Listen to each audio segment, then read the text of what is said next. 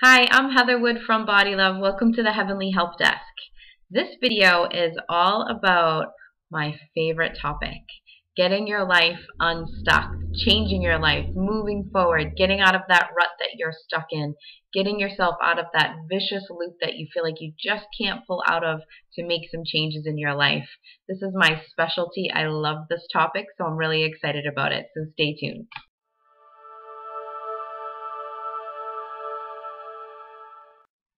You guys sent in a lot of questions to me about feeling stuck in a rut or feeling like you couldn't get your life to change. So I'm excited. I have 7 steps for you on how to really pull yourself out of that place. I'm really excited for it.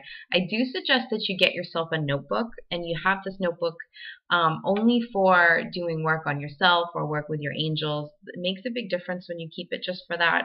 So don't write your grocery list in it. Don't write a phone message in it. Keep it just for that, because it really, when you open it, it'll put you in that right place, and your angels will know that when you have that notebook, you're ready to connect with them and to make some changes. Number 1, what do you want to change? So grab your notebook, and I want you to write down what are the things in your life that need to be changed. What's not working for you? What doesn't feel good? What could be better? Really think about it. It might seem like a very simple, easy step, but a lot of people don't sit and really think and focus on what those things are. So I want you to make a list of them. Maybe it's one thing, maybe it's 20. It doesn't matter. Write down what those things are. Think about why it's not working and what parts of it aren't working, and be as specific as you can. And then after you've done that, I want you to write down how you'd like it to be instead. So this is important because a lot of times we focus on what's not working. We put a lot of our energy into that. We worry about it. We kind of obsess and stress over it. We feel a lot of emotion towards it. Sometimes we even say to our angels a lot of words around the problem. All right. When you're trying to change stuff and manifest something different into your life, it's really important that you put your energy and focus into the solution or what you want instead. So this is really important. Sometimes this is a hard question to answer because you know what you don't like, but it's hard to think about what you do like. So I suggest that if you're having trouble kind of seeing that or putting some detail to that, that you really focus on and think about how you want to feel instead. So how do you feel when you're in like whatever's not working for you, and how would you like to feel instead? So for example, if your money and financial situation is one of the things that you really want to change, but you feel really stuck and you're in a loop and how could this change? I don't know. Write down all of the things about it that stink, that aren't working, that make you feel bad. And even if you don't know the exact thing to write for how it could change and how it could be instead, think about the opposite, writing down the opposite of how you feel. So right now, if you're feeling stuck and sad and bad about yourself and like you can't do anything and you know, month to month, you don't know if you can make it, flip that around. How would you like to feel? Would you like to feel secure? Would you like to feel happy? Would you like to feel in control? Would you like to feel like money didn't rule everything that you do, that instead you decide what you do and you rule money and money comes flying at you to make that happen? Write down what you want it to be instead and use emotion. The universe and the angels respond really strongly to that, okay? Take a good, honest look at that and really spend a little time thinking about that. Step 2. All right, take a deep breath. This can be a hard pill to swallow, all right, but this is important. This is the hardest of the steps. Step 2 is that you have to take responsibility for the fact that your life is not exactly how you want it. I told you you'd need a deep breath. When you take responsibility, you really make a big change. It's a very positive thing to do.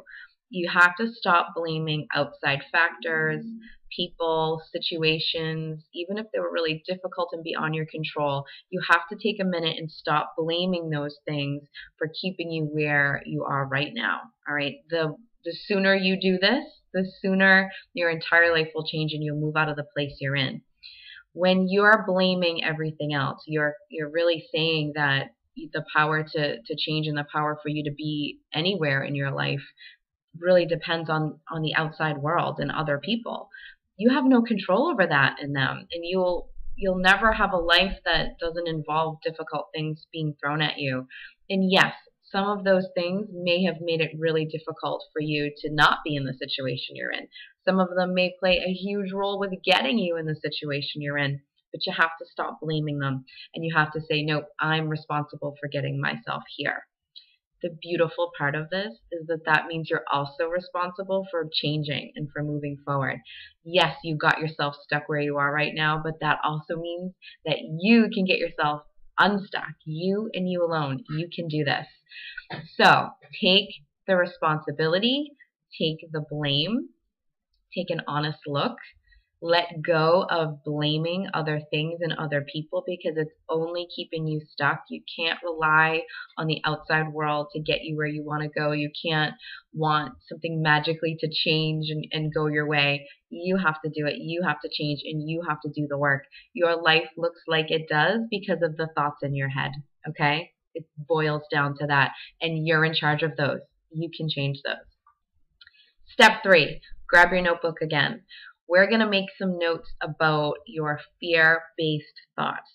These are the key to changing and to making a switch. These are really important. Now, if you're someone who's feeling like there's just one area of your life or one thing that's got you really stuck, then just write that down at the top of your paper and really focus on just that. If you have 2, 3, 10, 20, however many things in your life that you want to change that you feel stuck with, I want you to do a separate piece of paper for each one so that each one has its own individual notes about the fear-based thoughts going on. You'll notice that a lot of them are the same, okay? So everything's going to kind of boil down to the same couple of things. That's okay, but I still want you to have a separate page for each one, all right?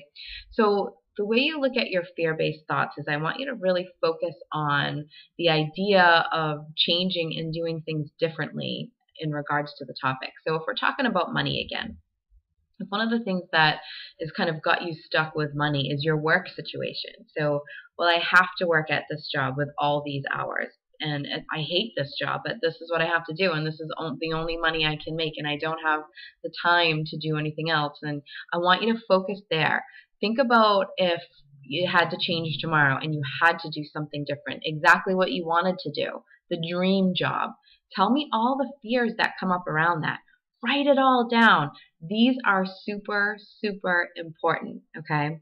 After you get your whole list down of all the fear-based thoughts, what are you afraid of? I want you to keep asking yourself for each one, why? Why am I afraid of that?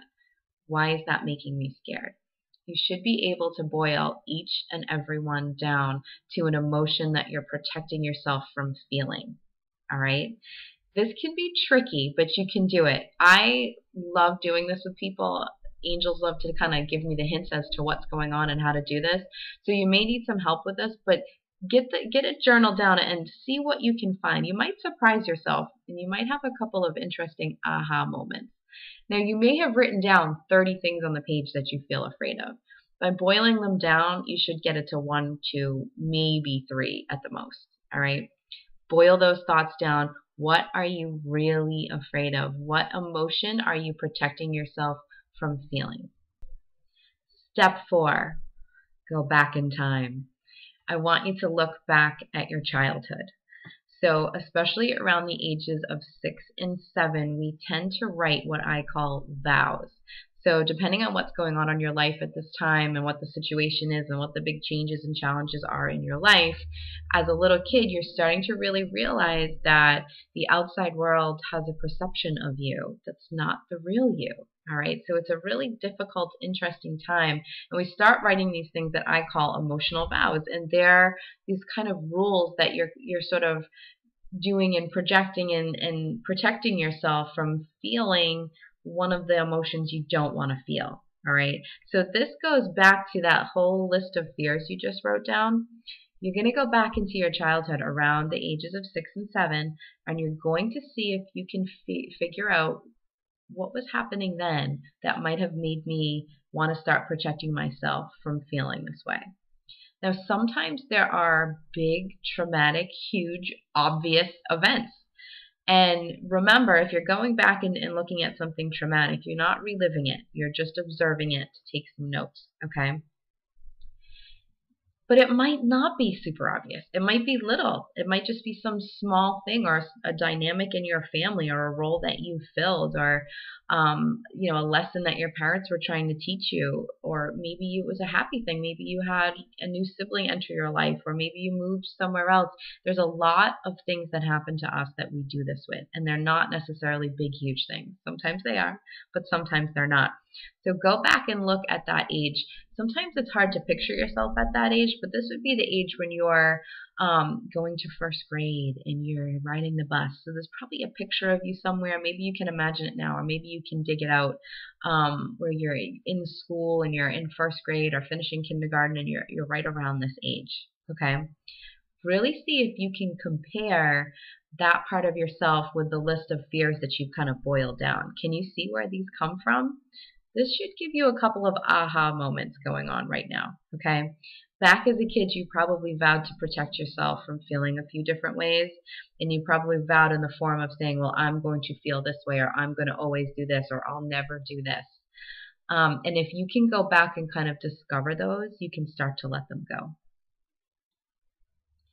Step 5. Ask your angels to help you release these old vows and fears that you have still going on, still affecting your life. All right, we all do. So don't feel sad and bad that you still have them. Everybody does. The trick as you go through life, at least what the angels tell me anyways, is to get back to the original you and to move these blocks out of your way. And when you do that, your life changes for the better in a lot of ways. Okay, so really see if you can apply that stuff that you saw before in your childhood to why you might be stuck now. All right, and ask your angels to help you release this. Say something like, I don't need this anymore. I don't need to protect myself from this anymore. I'm good. I'm an adult now. I'm in charge. I can protect myself in other ways. All right. Ask your angels to come in and help you do this. You can do a little meditation if you want. Just close your eyes, take nice big deep breaths. You can heart link with them, which is putting your middle finger and thumb, squeezing them together. Imagine shooting a big beam of light out of the top of your head. It just signals to your angels that you want them with you. And ask them to help you release this. You should be able to do this in about 10 minutes. And then stop. And if you feel like you need to go back and do it again, then do it again. That's perfectly fine. You do want kind of quiet. You can put music on in the background if you're having trouble focusing. And just sort of let those emotions up and out and just say to your angels, help me release this. Number 6, we are going to write some affirmations that go in opposition to your fears. So you've boiled down those fears and you've seen what they really are. And now you're going to think, how can I bring myself to feel the opposite? And that's how you're going to write down your affirmation. So let's take for an example, the idea that money and how you spend it is connected to your self-worth. So let's say you boiled a fear down to that. So you looked at your fears about money. You kept asking yourself why. You noticed that the idea of spending it, especially investing it in yourself, made you feel really guilty and made you feel really scared.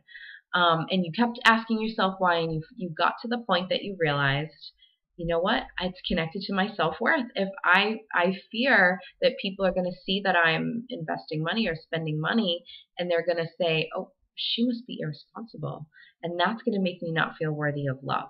And you boiled that down and you compared it to when you were a kid, and it makes so much sense, and you've got there and you just asked your angels to help you release that. Now what do we do with it? We get it and we know it, and that makes a lot of shifts and changes, but we also need to kind of shift our thoughts over to something else. So what I want you to do is think about, how do you want to feel instead?